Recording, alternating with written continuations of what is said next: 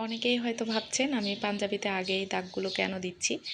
আসলে আমি রং করার সময় এই দাগগুলো দিই না, কারণ তুলি দিয়ে ওটা রং দিয়েই আমি দাগটা দিয়ে দিই। কিন্তু সুতোর কাজ করতে গেলে আমি আগে দাগটা দিয়ে নিই। এই ডিজাইনটা ঠিকভাবে বসানোর জন্য হালকা করে ড্রয়িং করি।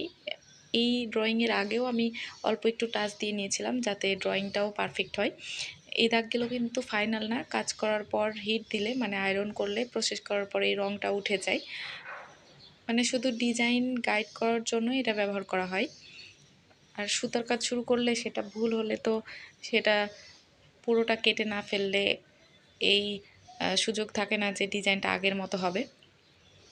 ডিজাইনটা সুন্দরভাবে সেট করার জন্যই এটা আঁকা হয় আসলে। আমি চেষ্টা করি যেন সুতোর প্রতিটি লাইন প্রতিটা ডিটেল ঠিকভাবে আসে। আর আপনারা হয়তো অনেকেই জানতে চাবেন যে এই পেনটা কত টাকা দিয়ে বা কোথায় নেবেন।